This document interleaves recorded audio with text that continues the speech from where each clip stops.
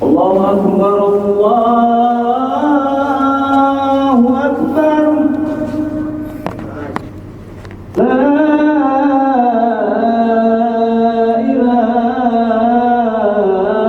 إله إلا الله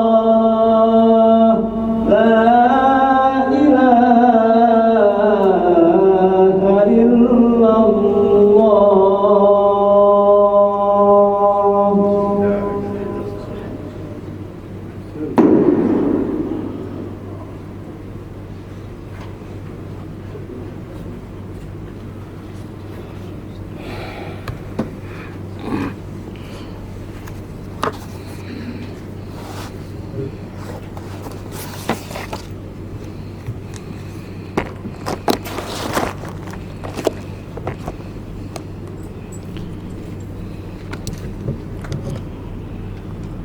Assalamualaikum warahmatullahi wabarakatuh. Bismillahirrahmanirrahim. Alhamdulillahi rabbil alamin, bari'il khalaiqi ajma'in, ba'ithil anbiya'i wal mursalin. Thumma assalatu wassalamu ala habibihi wa najibihi, safihi wa habibihi, hafidhi sirrihi wa muballighi risalatihi, سيدنا وحبيبنا وشفيع ذنوبنا أبي القاسم المصطفى محمد وعلى أهل بيته الطيبين الطاهرين والأئمة الهدى الهادين المهديين لا سيما بقية الله في الأرضين روحي وروح العالمين له الفداء. أما بعد فيا معاشر المؤمنين أوصيكم ونفسي بتقوى الله. Di awal khutbah ini, setelah memanjatkan puja dan puji syukur kehadirat Allah dan menyampaikan salawat serta salam kepada kekasih Allah, junjungan kita semua Nabi besar Muhammad sallallahu alaihi wasallam dan keluarganya yang suci, saya mewasiatkan pada diri saya dan kepada mukminin mukminat sekalian dengan pesan takwa. Saya memohon kepada Allah Subhanahu wa taala, semoga Allah memberikan kepada kita semua taufik untuk bisa menjalankan semua perintahnya dan meninggalkan semua larangannya. Ma'asyiral mu'minin, Allah Subhanahu wa ta'ala di ayat pertama Al-Quranul Karim dan di banyak tempat di dalam Al-Quranul Karim menyebut dirinya sebagai zat yang pengasih. Allah Subhanahu wa ta'ala di ayat pertama surat Al-Fatihah yang merupakan pembuka Al-Quran berfirman Bismillahirrahmanirrahim, yang biasa diterjemahkan dalam bahasa Indonesia dengan nama Allah yang Maha Pengasih dan Maha Penyayang. Allah menyebut dirinya Rahman dan juga Rahim, dua sifat atau bahkan dua nama. Kalau kita menyebut Rahman dan Rahim sebagai bagian dari Asmaul Husna, berarti Rahman dan Rahim bukan hanya sifat melainkan juga nama bagi Allah Subhanahu wa ta'ala. Allah menyebut dirinya sebagai Rahman dan Rahim. Dua nama dan dua sifat ini berasal dari kata rahmah yang berarti kasih sayang, yang mana Allah Subhanahu wa ta'ala berkaitan dengan rahmatnya berfirman, wa rahmati wasi'at kulla syai', dan rahmatku meliputi segala sesuatu, di surat Al-A'raf. Di ayat tersebut Allah juga berfirman bahwasanya rahmat Allah yang meliputi segala sesuatu ini ada sebagian jenis rahmat yang hanya diberikan dan diperuntukkan bagi orang-orang yang mukmin. Dua sifat Rahman dan Rahim yang para ulama membahas di tempatnya tentang perbedaan antara kedua kata ini. Namun intinya, baik ada perbedaan ataukah tidak, baik kita katakan bahwa Rahman dalam kehidupan duniawi dan Rahim hanya dikhususkan untuk kehidupan ukhrawi, atau kita tidak menerima pendapat itu, yang jelas kedua nama dan sifat ini berasal dari rahmat, yang menunjukkan bahwasanya Allah Subhanahu wa ta'ala menginginkan makhluknya semua berada dalam lingkup rahmatnya, dan juga menginginkan dari mereka yang memiliki rasa, yang memiliki kehendak untuk saling menyayang, untuk saling berkasih, untuk menebar rahmat di tengah umat. Sedemikian besarnya seruan Allah Subhanahu wa ta'ala dan dorongan dari agama yang Allah turunkan kepada umat manusia supaya menebarkan rahmat dan kasih sayang di tengah umat manusia, sehingga Allah Subhanahu wa taala mengatakan dalam salah satu hadis qudsi, dalam salah satu hadis Rasulullah sallallahu alaihi wasallam bersabda bahwa salah satu hal yang mengakibatkan azab Allah dicegah untuk turun kepada umat dan kaum yang tenggelam dalam maksiat adalah karena rahmat dan kasih sayang yang ada di tengah umat manusia.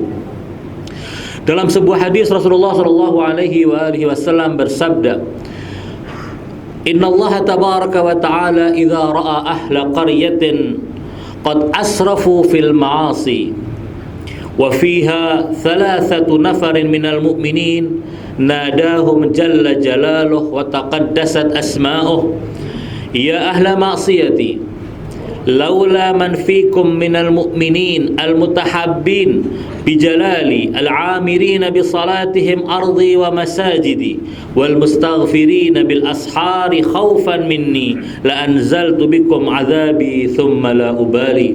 Rasulullah bersabda, jika ada suatu kaum yang sudah sedemikian tenggelam dalam kemaksiatan, ketika kaum tenggelam dalam kemaksiatan, itu saatnya Allah Subhanahu wa taala untuk menurunkan dan menimpakan azab kepada kaum tersebut. Namun ketika ada 3 kelompok orang di tengah kaum itu, kata Rasulullah, Allah tidak menurunkan azabnya. Rasulullah bersabda, saat itulah Allah berfirman, "Wahai manusia-manusia, makhluk-makhlukku yang berbuat dosa, jika bukan karena 3 orang ini, maka akan aku turunkan azab dan aku tidak peduli lagi keadaan kalian." Siapa 3 kelompok itu? Yang pertama adalah orang-orang yang ada di tengah-tengah kalian dari kalangan mukminin yang mereka saling berkasih sayang karena untuk mendapatkan keagunganku, untuk mendapatkan ridhoku, mereka saling berkasih sayang.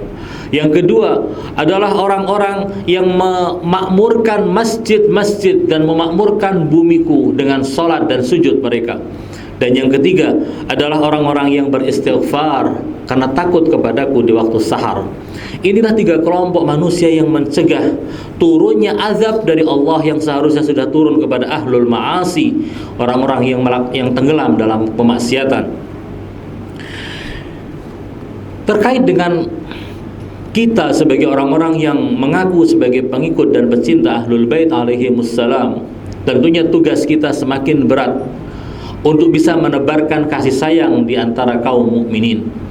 Dalam sebuah hadis Imam Shadiq alaihissalam mengatakan, "Imtahinu syi'atana 'inda mawaqitis shalah kaifa muhafazatuhum 'alaiha."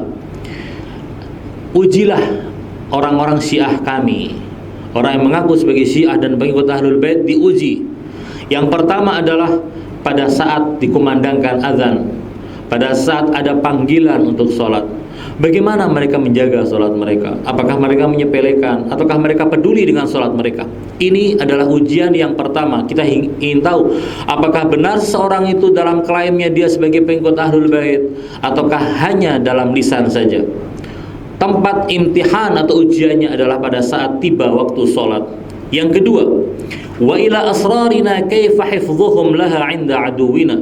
Dan yang kedua, kami Ahlul Bait punya rahasia-rahasia yang kami ajarkan dan kami beritahukan kepada para pengikut dan Syiah kami. Lihatlah bagaimana mereka menjaga rahasia tersebut. Apakah mereka mengumbarnya dan menyebarkannya kepada musuh-musuh kami ataukah tidak?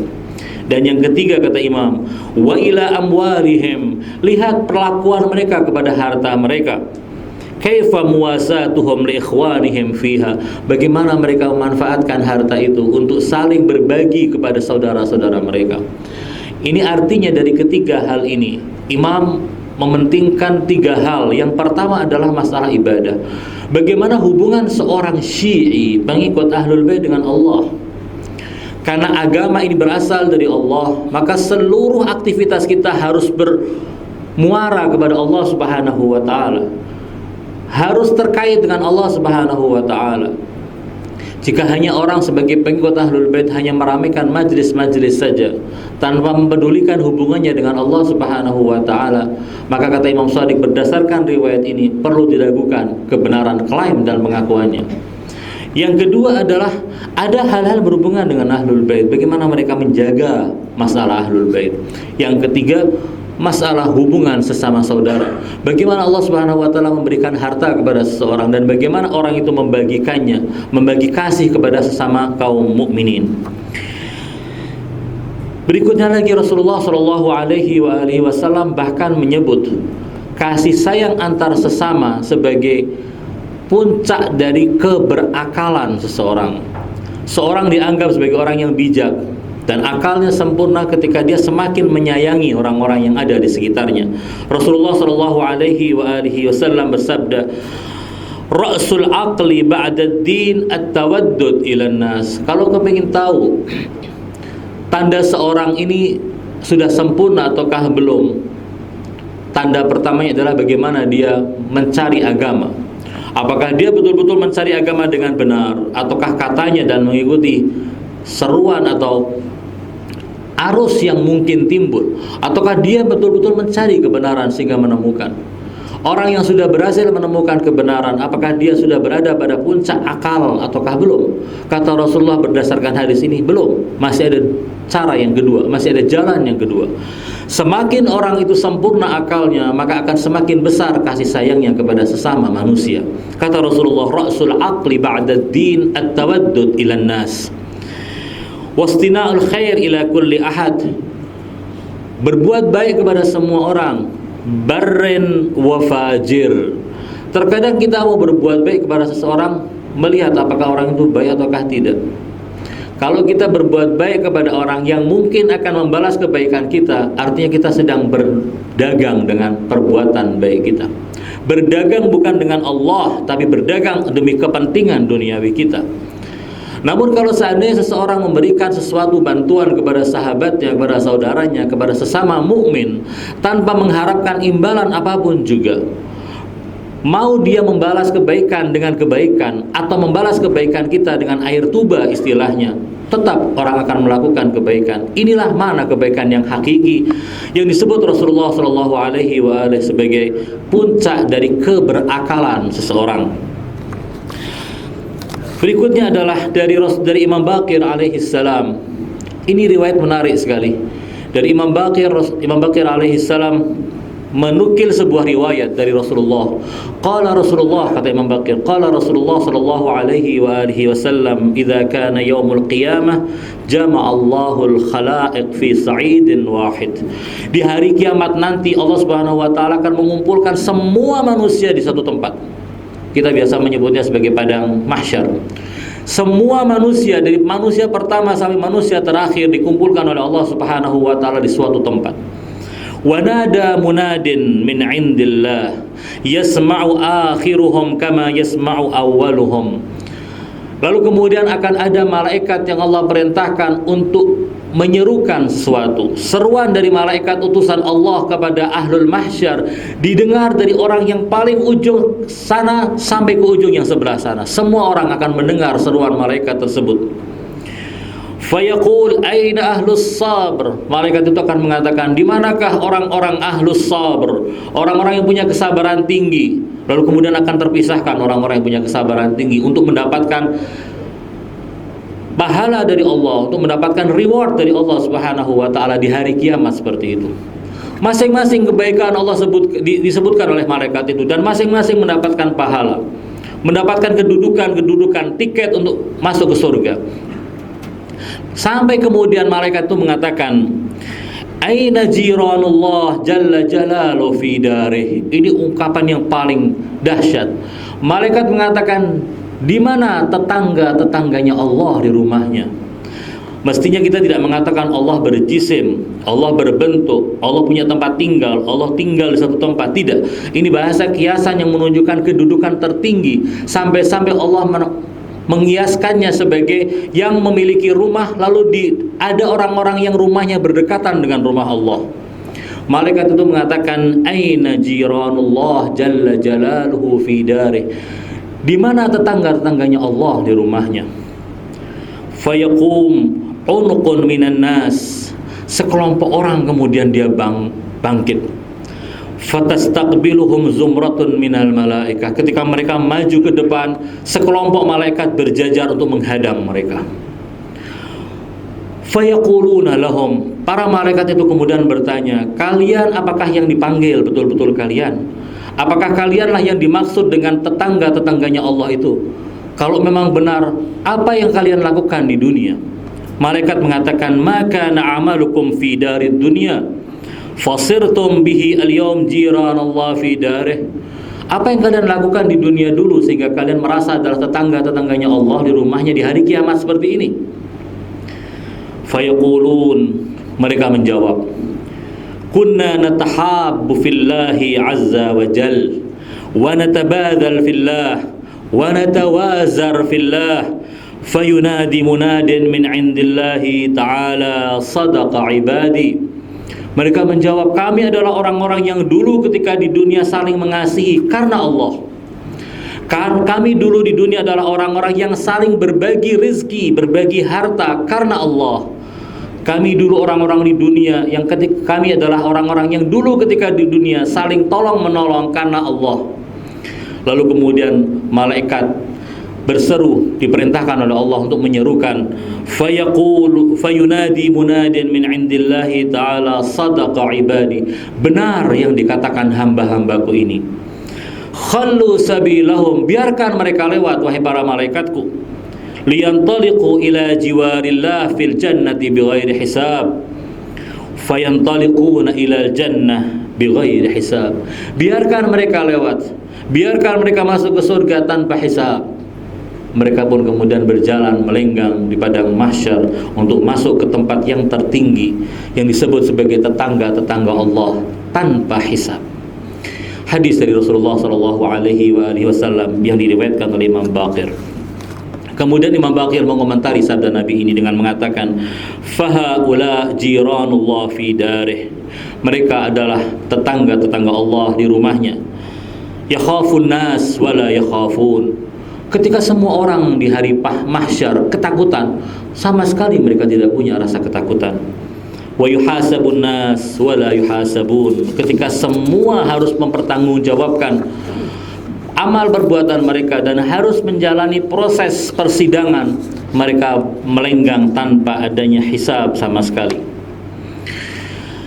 Semoga Allah Subhanahu wa taala menjadikan kita orang-orang yang memang bisa berkasih sayang dengan sama mukminin. Semoga Allah Subhanahu wa taala memberikan hati yang penuh dengan rahmat kepada kita. Semoga kita kelak dimasukkan oleh Allah Subhanahu wa taala kepada orang-orang yang memang memiliki kedudukan yang tinggi untuk bisa masuk ke dalam kelompok jiranullah fi darih.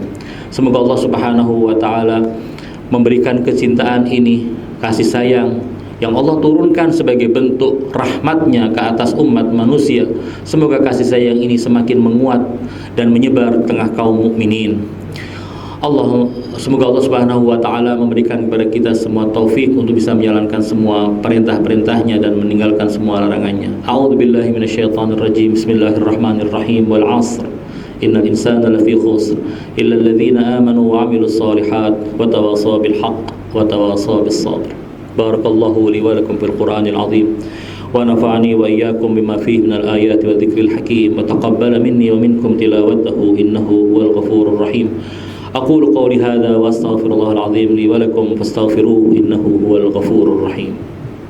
إن الله وملائكته يصلون على النبي يا أيها الذين آمنوا صلوا عليه وسلموا تسليما. اللهم صل على محمد وآل محمد. اللهم صل على اللهم صل على محمد وآل محمد. إن الحمد لله نحمده ونستعينه ونستغفره ونستهديه ونسترشده ونعوذ بالله من شرور أنفسنا ومن سيئات أعمالنا.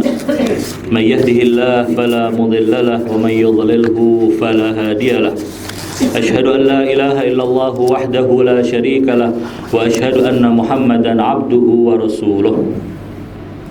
اللهم صل وسلم على حبيبك ونجيبك صفيك وحبيبك حافظ سرك ومبلغ رسالاتك سيدنا ومولانا بالقاسم المصطفى محمد.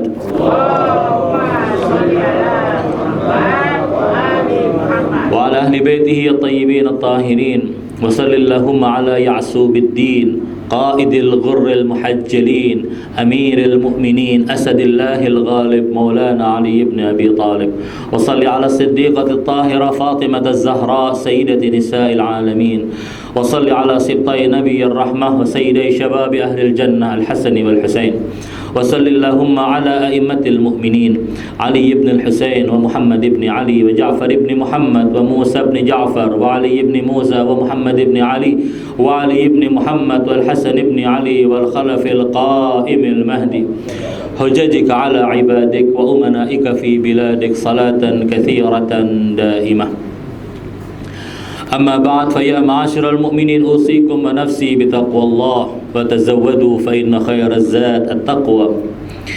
Pada khutbah kedua ini kembali saya mewasiatkan kepada diri saya sendiri dan kepada mukminin mukminat dengan pesan takwa.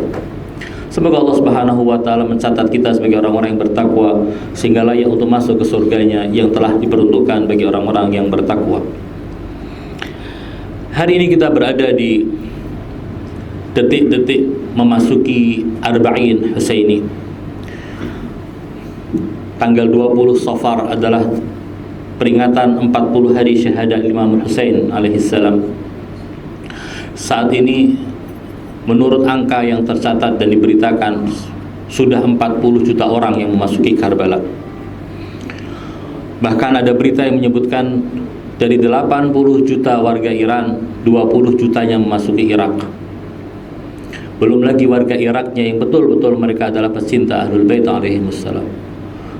Mungkin bagi kita bukan hal yang baru karena sudah lama kita melihat klip-klip dan video-video tentang orang yang melakukan long march, berjalan puluhan kilo bahkan ratusan kilo. Kalau biasanya para peziarah seperti kita yang dari Indonesia berjalan dari Najaf menuju ke Karbala 90 sekian kilo. Sebagian orang-orang warga Irak berjalan dari Basrah sampai ke Karbala yang ratusan kilometer, bahkan lebih dari itu. Bahkan beberapa waktu yang lalu saya melihat ada orang yang berjalan dari daerah perbatasan dengan Iran sampai menuju ke Karbala. Semua itu tidak mungkin akan bisa dilakukan kecuali karena cinta. Beberapa hari yang lalu ada video klip yang tersebar di berbagai media yang menunjukkan tentang seorang wanita yang usianya 99 tahun. Setahun lagi dia 100 tahun. Dia berjalan dari Diyala menuju ke Karbala. Dalam perjalanan yang memakan waktu sekian hari itu, dia tidak makan. Dia hanya makan dan minum secukupnya yang bisa menghilangkan rasa haus dia. Ketika ditanya kenapa engkau tidak mau makan dan tidak mau minum, muwasatan di Zainab. Karena katanya Zainab tidak makan dan tidak minum, menderita. Setidaknya aku bisa mencicipi sedikit penderitaan Zainab. Ini tidak mungkin keluar dari hati yang tidak kenal siapa Zainab. Cinta yang sudah membara pada diri seorang wanita tua yang tidak ada dalam pikirannya kecuali bagaimana dia melaksanakan tugasnya sebagai seorang hamba di hadapan tuannya. Sungguh pemandangan yang menarik, sungguh pemandangan yang bagi para pecinta adalah surga di dunia sebelum surga di akhirat. Siapa di antara para pecinta Al-Husain yang hatinya saat ini tidak terguncang menyaksikan apa yang sedang dilakukan oleh para peziarah Abu Abdillah di hari Arba'in? Imam Husain alaihissalam mempertemukan dan mengumpulkan semua orang. Kalau kita melihat beberapa waktu yang lalu di Irak menjelang Arba'in, ada konflik bersenjata yang memakan korban puluhan orang tewas dalam konflik tersebut. Ratusan orang, bahkan lebih dari 1000 orang dikatakan cedera dalam konflik politik. Tapi ketika menjelang Arba'in, ketika para tamu-tamu dan peziarah Imam Husain akan berdatangan, semuanya seakan-akan tidak pernah terjadi apapun. Semuanya kembali normal, bahkan lebih normal dari kondisi yang normal. Rasa cinta di antara mereka sedemikian luas dan kuat di tengah para peziarah. Ada beberapa kelompok yang berusaha untuk mengadu domba antara para Syiah dari Irak dan Syiah dari Iran. Ada info yang menyebutkan kelompok-kelompok bayaran yang bisa dua bahasa, Persia dan Arab, disebar di tengah para peziarah. Yang mereka bisa bahasa Persia melakukan suatu kerusuhan di tengah para peziarah Arab dengan bahasa Parsi, sehingga tuduhan yang membuat kerusuhan adalah dialamatkan kepada Iran. Lalu kemudian di antara para peziarah Iran mereka membuat kerusuhan dan kericuhan dengan menggunakan bahasa Arab, sehingga orang-orang Iran itu akan menuduh bahwa ini adalah kekacauan yang ditimbulkan oleh orang-orang Arab Irak. Namun sampai detik ini alhamdulillah, apa yang sedang mereka pikirkan dan mereka jalankan sampai saat ini tidak menunjukkan hasil, dan kita berdoa semoga tidak ada apa-apa, karena jika terjadi ini adalah fitnah yang besar di antara para peziarah, di antara para pecinta Ahlul Bait alaihimussalam. Imam yang penuh dengan kasih sayang insya Allah tidak akan membiarkan hal ini terjadi. Berbicara mengenai kasih sayang yang tadi di khutbah Jumat sempat kita bicarakan, kita perlu mengetahui bahwasanya Imam Husain alaihissalam, salah satu pelajaran penting yang beliau ajarkan kepada kita adalah pelajaran kasih sayang. Dan Imam menunjukkan model kasih sayang tingkat tinggi.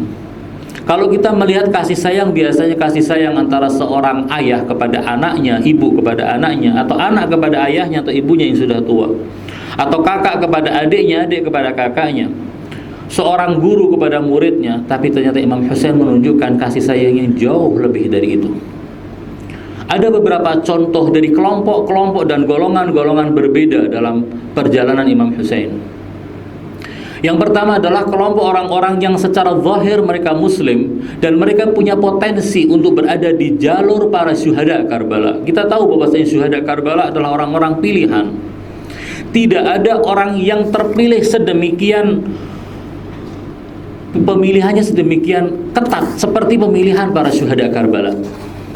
Orang merasa bahwasanya orang syuhada Karbala hanya sekedar sekelompok orang pecinta yang kebetulan juga tidak mau membiarkan Imam Husain cucu Rasulullah terbunuh. Lalu kemudian mereka maju ke medan membela Imam Husain, mempersembahkan darah. Bukan hanya itu, mereka yang syahid di Karbala adalah orang-orang yang punya standar kesempurnaan yang tinggi. Jika kita meyakini ada manusia-manusia maksum, yaitu para rasul, para nabi, dan para a'immah, para imam, dan juga Sayyidah Fatimah Zahra, kita juga meyakini adanya orang-orang yang sedemikian bertakwa sampai ketakwaan mereka hampir mendekati kemaksuman. Bahkan kita dalam teologi kita meyakini adanya kemaksuman iktisabi, kemaksuman yang bisa didapatkan. Orang-orang seperti Habib bin Madahir, seperti Muslim bin Aus saja adalah orang-orang yang sudah sampai kepada tingkatan derajat ketakwaan yang sangat tinggi, yang mendekati tingkat kemaksuman. Jadi tidak didapatkan hanya karena keberanian mereka. Mereka betul-betul orang-orang yang telah ditapis, yang telah diseleksi, sehingga Imam Husain dalam kata-katanya terkenal kepada Zainab mengatakan, aku tidak pernah menemukan Ahlul Bait seperti Ahlul Baitku, dan aku tidak pernah mendapatkan pembela dan penolong seperti para pembela dan sahabat-sahabatku.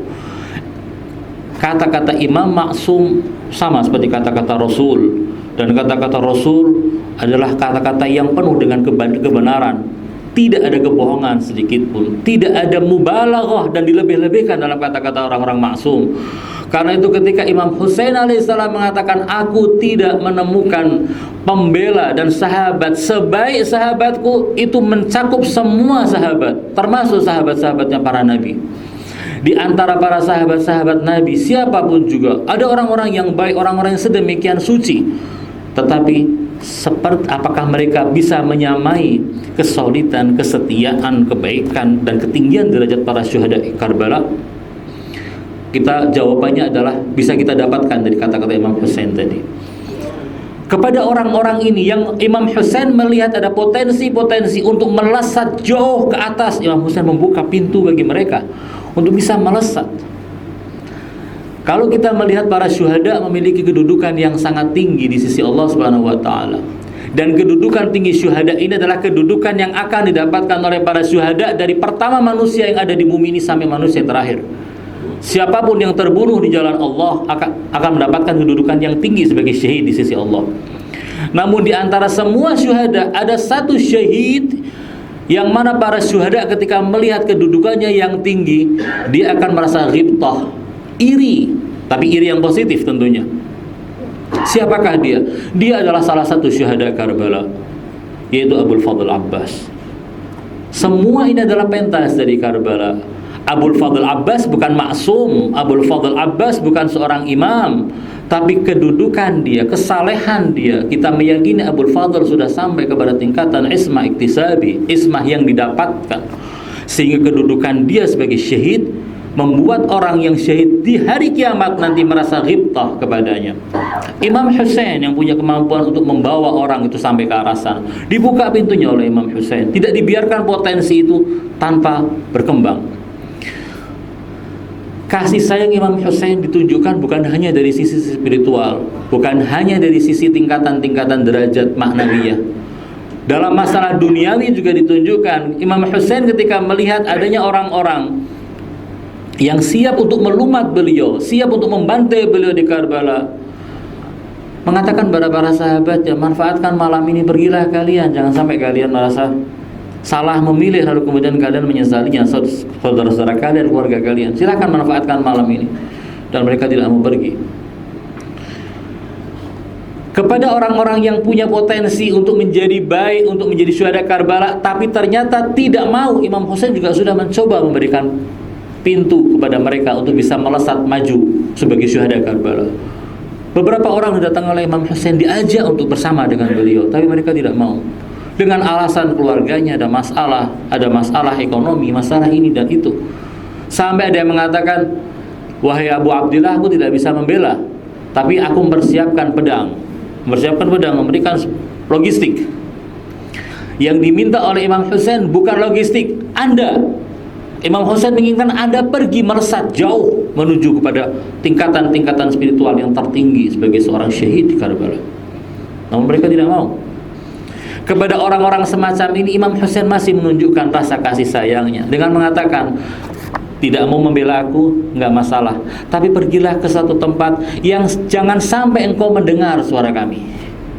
Kalau engkau mendengar suaraku, engkau berada di satu tempat, engkau mendengar suaraku, aku sendirian, tidak ada yang membela aku, dan engkau tidak membela aku, maka engkau akan berhadapan dengan Rasulullah kelak di hari kiamat dan bertanggungjawabkan kenapa tidak mau membela cucunya. Bahkan kepada orang seperti Umar bin Sa'ad, kepada para laskar Yazid yang ada di Karbala, Imam Hussein masih menunjukkan sikap kasih sayang.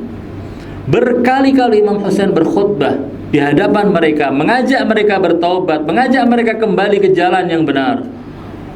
Tapi mereka tidak mau. Hanya ada satu orang minimalnya, atau dalam riwayat yang lain dua orang. Dua orang itu adalah Hur dan anaknya. Sebagian mengatakan hanya Hur. Hanya Hur dan anaknya, kalau seandainya riwayat anak itu benar, yang menjawab panggilan Imam Hussein alaihissalam dan tersadar untuk kemudian kembali ke jalan yang benar. Yang lain tidak. Bahkan pada malam Asyura, Imam Hussein memanggil Umar bin Sa'ad, berbicara kepada komandan tertinggi pasukan Yazid di Karbala. Imam punya rasa tarahum, sayang kepada Umar bin Sa'ad dengan mengatakan, ya Ibn Sa'ad, kenapa engkau harus membunuh? Dijawab, kalau aku tidak membunuhmu wahai Abu Abdillah, maka kekayaanku akan dirampas oleh Ibnu Ziyad. Kebun-kebunku, rumahku, dan semua yang kumiliki di Kufah akan dirampas. Mungkin bagi orang seperti kita akan mengatakan itu urusanmu. Imam Hussein mengatakan, wahai Ibn Sa'ad, jangan tumpahkan darahku. Semua yang bakal dirampas oleh Ibn Ziyad aku ganti, tapi di Madinah, bukan di sini. Akan diganti oleh Imam Hussein. Berapa nilainya? Tidak soal. Yang penting bagi Imam Hussein bisa menyelamatkan jiwa Umar bin Sa'ad supaya jangan masuk ke dalam neraka yang terendah karena membunuh seorang maksum dengan sebuah pembunuhan yang dahsyat. Dan jika berhasil menyelamatkan Ibnu Sa'ad, maka akan banyak orang yang akan bergabung dengan Ibnu Sa'ad dan meninggalkan medan Karbala. Itu yang diupayakan oleh Imam Hussein. Tapi ternyata memang orang-orang itu tidak layak untuk mendapatkan petunjuk. Sifat dan sikap Imam Hussein ini mengingatkan kita pada sosok agung kakeknya, yaitu baginda Rasul sallallahu alaihi wasallam. Ketika melihat ada seorang meninggal dan kerandanya sedang diangkat, ditasyi' untuk dikebumikan, Rasulullah berdiri seakan-akan memberikan hormat kepada jenazah tersebut. Para sahabat mengatakan, ya Rasulullah, itu yang mati orang Yahudi. Rasulullah mengatakan, ya aku tahu yang mati orang Yahudi. Tapi kenapa engkau menangis dan kelihatannya bersedih? Iya, aku bersedih karena satu orang ternyata meninggalkan dunia ini tanpa mendapatkan hidayah. Sedemikian agungnya Rasulullah menginginkan semua orang untuk masuk ke dalam surga. Ini pula lah yang mungkin mendasari pemikiran sebagian ulama yang mengatakan bahwa kelak di hari kiamat semua orang, bahkan orang-orang kafir pun pada akhirnya setelah melalui proses siksaan yang sedemikian lama, yang mungkin dalam pandangan umum dikatakan sebagai kekal di neraka, pada akhirnya mereka juga akan keluar dari neraka dan masuk ke dalam rahmatnya Allah berkat syafaat dari Rasulullah SAW, Nabi yang sangat agung. Kita pada hari Arba'in tanggal 20 Muharram, pada 20 Safar, memperingati Arba'in Imam Husain, 40 hari syahadah Imam Husain. Seminggu setelahnya kita akan memperingati syahadah kakek beliau, rahmatan lil alamin, tanggal 28 Safar, yang tentunya wafatnya Rasulullah itu menorehkan duka yang sedemikian dalam, sampai-sampai Amirul Mukminin Ali alaihissalam mengatakan tidak ada duka yang lebih besar, tidak ada musibah yang lebih besar dari musibah wafatnya Rasulullah sallallahu alaihi wasallam. Sebab dengan wafatnya Rasulullah, wahyu dari langit terputus. Jika dari zaman dulu Nabi Adam selalu ada wahyu yang turun ke bumi, dengan wafatnya Rasulullah sudah tidak ada lagi wahyu yang turun. Itulah kesedihan yang terdalam yang dirasakan oleh Amirul Mukminin. Juga di hari-hari seperti itu kita akan memperingati syahadah Imam Hasan al-Mujtaba alaihi salam, dan di akhir bulan Safar kita akan memperingati gharib Tus yang syahid di kota Tus, yaitu Imam Ridha alaihi salam. Manusia-manusia agung yang syahid di bulan Safar. Semoga kita diberi oleh Allah Subhanahu wa taala taufik untuk berjalan di atas jalan yang hak, mengikuti langkah Rasulullah, mengikuti langkah Ahlul Bait, dan mengikuti langkah para imam ma'sumin alaihi wassalam. Allahumma ighfir lil mu'minina wal mu'minat wal muslimina wal muslimat al ahya'i minhum wal amwat. Tabi'illahumma bainana wa bainahum bil khairat innaka sami'un قريب مجيب الدعوات إنك على كل شيء قدير. اللهم ادفع عنا الغلاء والوباء والربا والزنا والزلازل والمحن وسوء الفتن عن بلدنا هذا خاصة وعن سائر بلاد المسلمين عامة. اللهم عجل لوليك الفرج والنصر والعافية واجعلنا من خير شيعته وأنصاره والمستشهدين بين يديك. اللهم واجعل عواقب أمورنا خيرا واجعل سعينا فيما يرضيك عنا يا رب العالمين. Ya Allah, di siang hari Jumat ini, waktu yang terkabulnya doa, kami mohon kepadamu, bawalah kami semua para pecinta Imam Husain untuk bisa berziarah ke makam Imam Husain alaihissalam. Ya Allah, mereka yang sedang berziarah, terimalah ziarah mereka, berikanlah yang terbaik kepada mereka, kembalikanlah mereka ke negeri mereka dengan selamat dan penuh dengan kemenangan. Ya Allah, percepatlah kedatangan Maulana Sahibul Asri wal Zaman. Kami mohon ya Allah kepadamu, semoga kami layak untuk bersama dengan Sahibul Asri wal Zaman, mengabdi kepada beliau. Ya Allah, kami mohon kepadamu, satukanlah hati umat Islam. Ya Allah, kami mohon kepadamu, jauhkan keburukan dari umat ini, dekatkan umat ini kepada segala kebaikan. Walhamdulillahirabbil alamin. Ibadallah, innallaha ya'muru bil 'adli wal ihsan wa ita'i dzil qurba wa yanha 'anil fahsya'i wal munkari wal baghi. يعظكم لعلكم تذكرون فاذكروا الله العظيم يذكركم واشكروه على نعمه يزدكم واسألوه من فضله يعطكم ولذكر الله أجل وأكبر. بسم الله الرحمن الرحيم. قل هو الله أحد الله الصمد لم يلد ولم يولد ولم يكن له كفوا أحد. السلام عليكم ورحمة الله.